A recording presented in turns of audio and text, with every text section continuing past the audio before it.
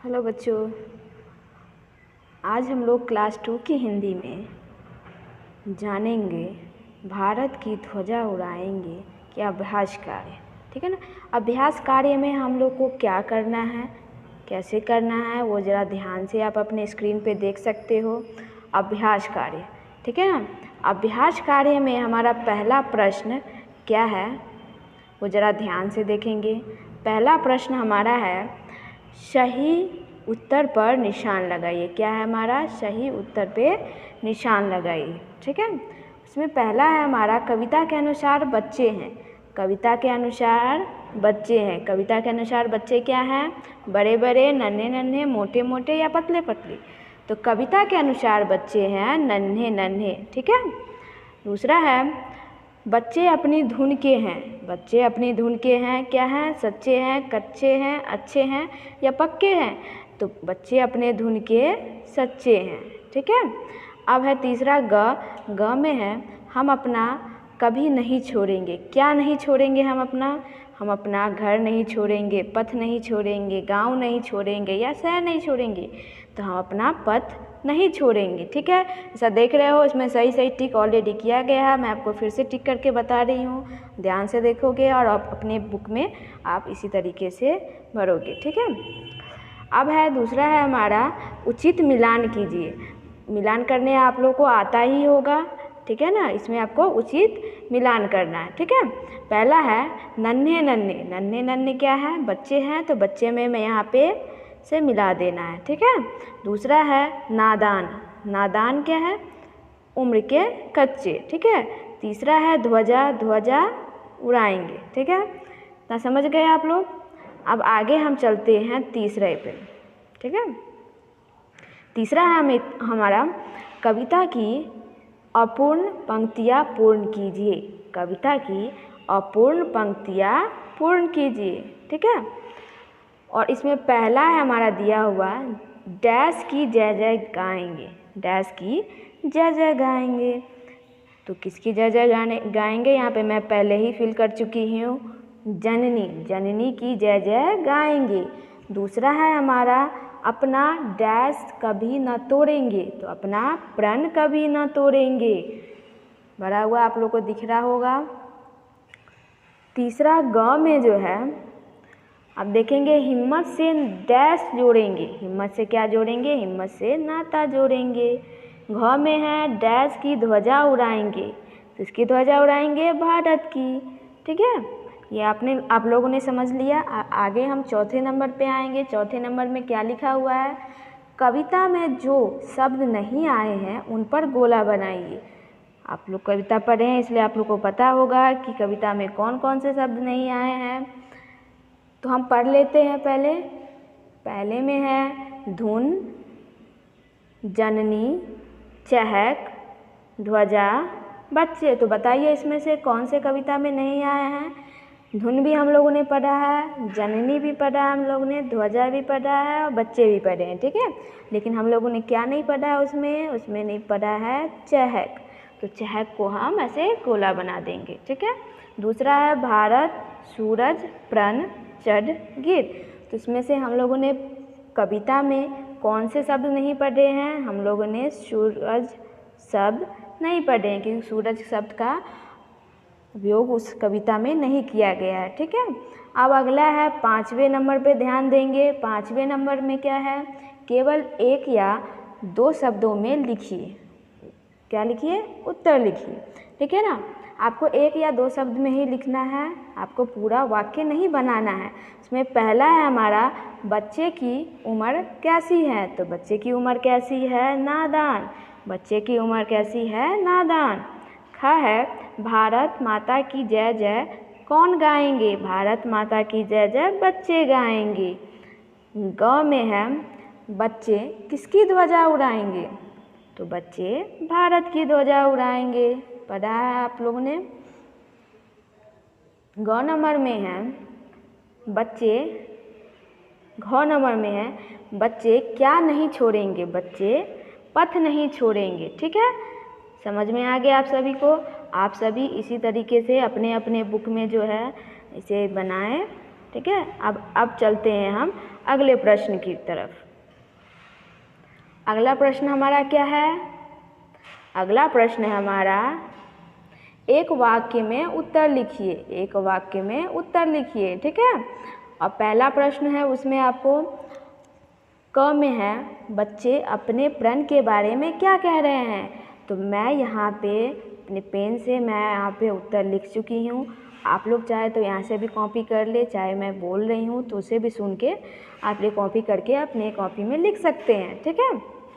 पहला में है, बच्चे कह रहे हैं हम अपना प्रण कभी नहीं तोड़ेंगे। बच्चे क्या कह रहे हैं? हम अपना प्रण कभी नहीं तोड़ेंगे। अब देखिए ख में, देखिए ख में है, कविता में बच्चे कहाँ चढ़ने की बात कर रहे हैं। कविता में बच्चे कहाँ चढ़ने की बात कर रहे हैं? तो कविता में बच्चे हिमगिर चढ़ने की बात कह रहे हैं, ठीक है। लिखा हुआ यहाँ पे, आप लोग नोट कर सकते हो।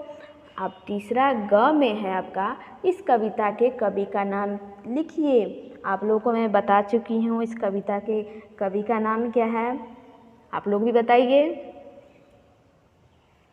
तो मैं बता देती हूँ आप लोगों को, इस कविता के कवि का नाम है मोहनलाल द्विवेदी। क्या नाम है इनका? मोहनलाल द्विवेदी, ठीक है।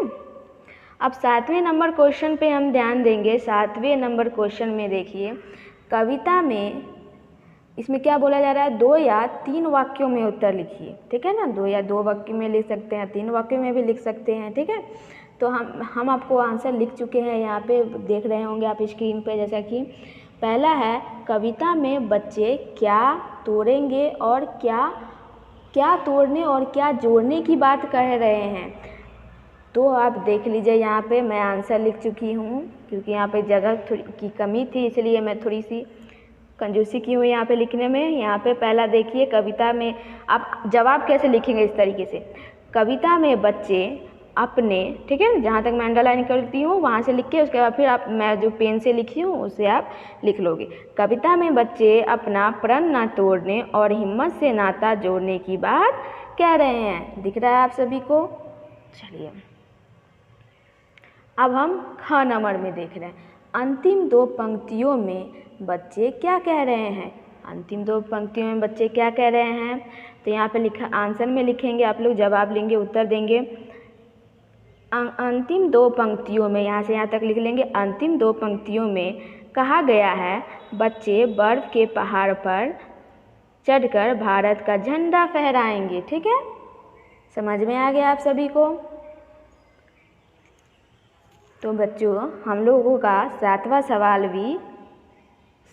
सवाल का भी जवाब खत्म हो चुका है। आप लोग इसे अच्छे से फेयर की कॉपी में नोट करें, ओके। अब अगला है भाव, चिंतन और कल्पना। ये आपका ओरल है, मौखिक है। मौखिक ही आप लोगों को बताना, लिखने की कोई ज़रूरत है, लेकिन मैं यहाँ पे लिख के भी बता रही हूँ आप लोगों को। सोच कर बताइए, भारत के झंडे में कितने रंग होते हैं। तो कितने रंग होते हैं मैं आपको बताई थी पिछले बार। तो भारत के झंडे में 3 रंग होते हैं। भारत के झंडे में कितने रंग होते हैं? 3 रंग। कौन कौन से? केसरिया, सफ़ेद और हरा, ओके।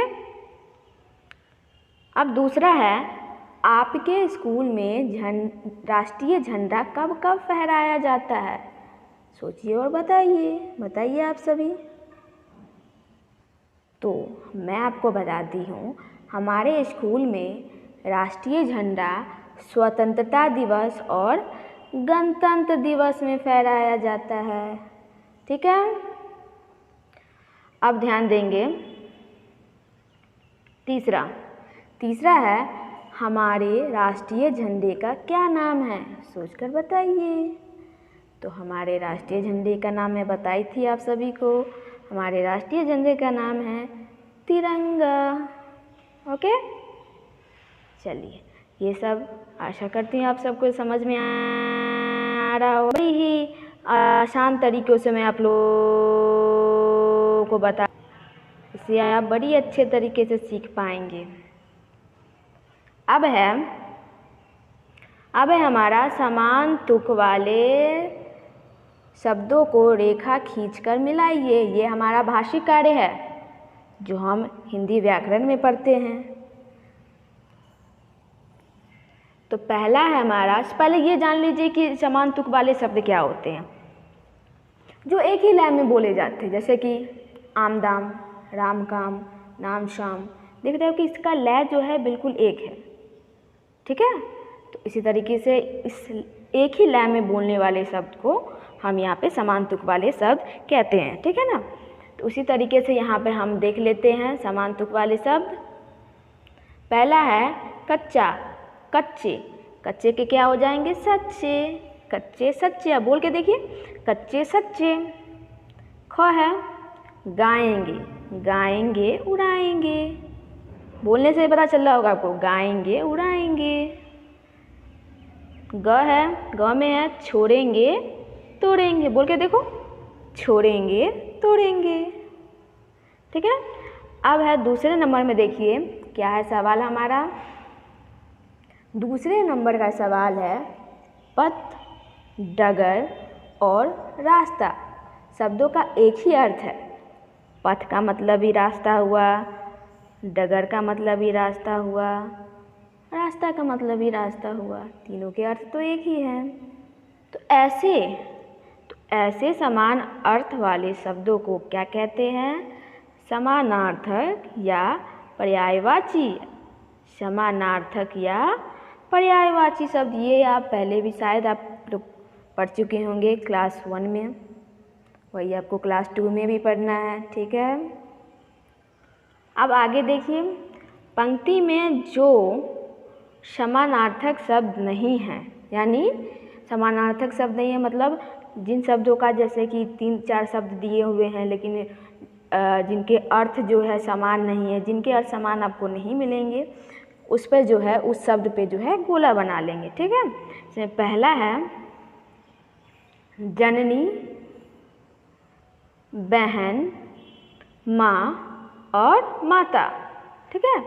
अब इसका अर्थ पहले हमें जानना हो। जननी मीन्स क्या होता है? माँ, यानी जन्म देने वाली माँ। बहन का मतलब तो आप जानते हो बहन, माँ का मतलब माँ और माता का भी मतलब माँ। तो यहाँ पे हमारे समानार्थ वाले शब्द कौन से नहीं हैं? बहन। तो बहन को हम गोला लगा देंगे, ओके।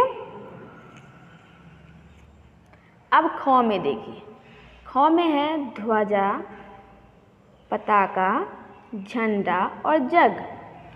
ध्वजा का अर्थ क्या होता है? ध्वजा का अर्थ झंडा होता है, तिरंगा होता है, ठीक है ना। झंडा हमारा तिरंगा है। पताका का भी अर्थ होता है झंडा, और झंडा का अर्थ तो झंडा होता ही है। और जग का अर्थ क्या होता है? जग का अर्थ होता है दुनिया, जग। तो इस हिसाब से हमारा जग जो है क्या हो गया? हमारा जग समानार्थक शब्द नहीं हुए यहाँ पे, इसको हम गोला बना देंगे। अब है ग नंबर में है प्रण, प्रतिज्ञा, बुद्धि, व्रत। अब हम जानेंगे प्रण के अर्थ। प्रण के अर्थ का अर्थ होता है प्रतिज्ञा, प्रतिज्ञा का भी अर्थ होता है प्रतिज्ञा, और बुद्धि का भी अर्थ, बुद्धि का अर्थ बुद्धि होता है जैसे दिमाग, ठीक है ना। और व्रत का अर्थ भी हो जाता है प्रतिज्ञा, ठीक है। तो तीनों के अर्थ है। यहाँ पे अलग कौन सा लग रहा है आपको? बुद्धि। तो बुद्धि को ऐसे गोला बना देंगे। ग में है नाता, धन, रिश्ता, संबंध। अब देखिए नाता का अर्थ भी रिश्ता होता है, और रिश्ता का अर्थ तो रिश्ता होता ही है, और संबंध का अर्थ भी हमारा रिश्ता ही होता है। तो यहाँ पे अलग हमारा कौन सा हुआ? अलग हमारा हुआ धन, ठीक है। कि धन का अर्थ क्या होता है? पैसा। तो ये क्या हुए? समानार्थक शब्द नहीं हुए यहाँ पे, ठीक है। चलिए, आशा करती हूँ आप सभी को ये भी समझ में आ रहा होगा। हम अब दूसरे के बाद हम तीसरे प्रश्न पे आते हैं। सुख शब्द का उल्टे अर्थ वाला शब्द है दुख। सुख का क्या होता है? दुख, ठीक है। अब हम आगे पढ़ते हैं। आगे है हमारा किसी शब्द के उल्टे अर्थ वाले शब्द को विलोम शब्द कहते हैं। किसी शब्द के उल्टे अर्थ वाले शब्द को विलोम शब्द कहते हैं। जैसे यहाँ पे उदाहरण आपका दिखे है ना, सुख का क्या होता है? दुख। सुख का क्या होता है? दुख। ठीक है, चलिए ये तो हमने पढ़ लिया है। अब इसके आगे हमारा और भी है, तीसरे के बाद चौथा भी है हमारा व्याकरण में यानी भाषिक कार्य में हमारा और भी है। हम और भी जान लेते हैं, अच्छे से समझ लेते हैं।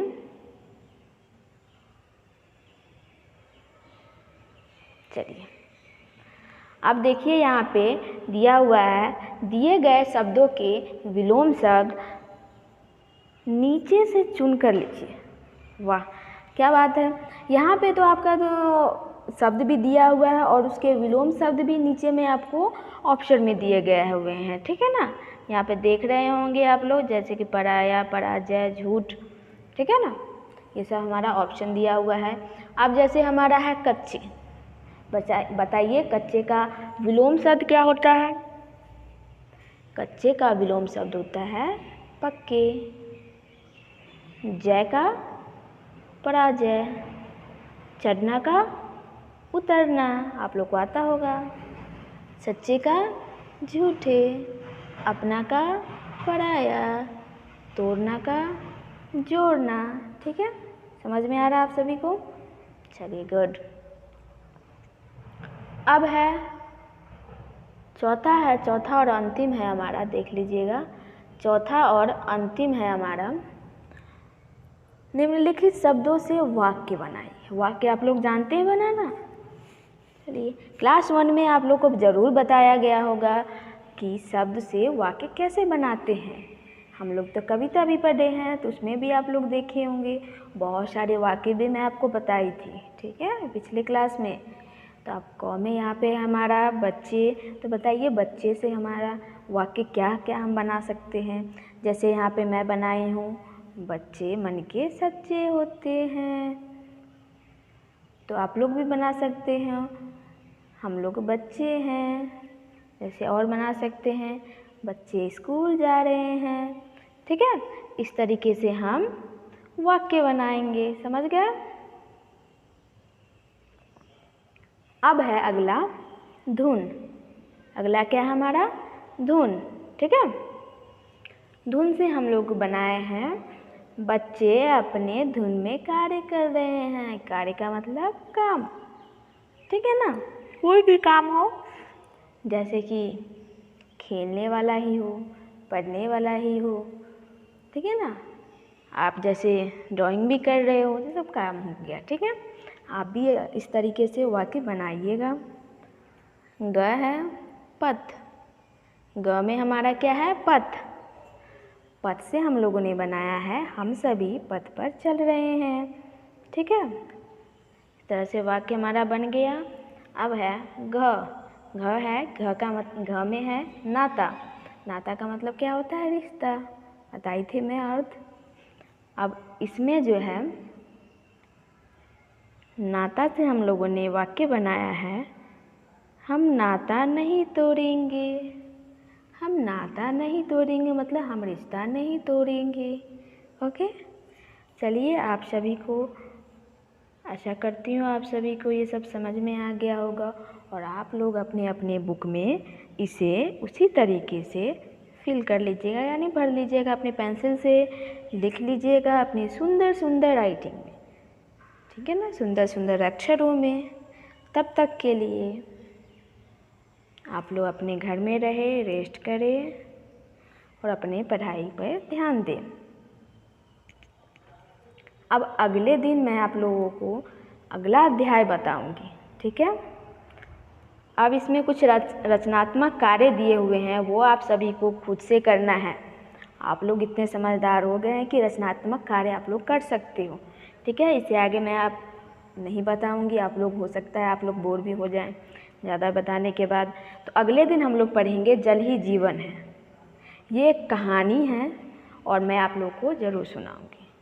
ठीक है, तब तक के लिए बाय, टेक केयर। आप लोग अपना ख्याल रखें, सुरक्षित रहे अपने घर में।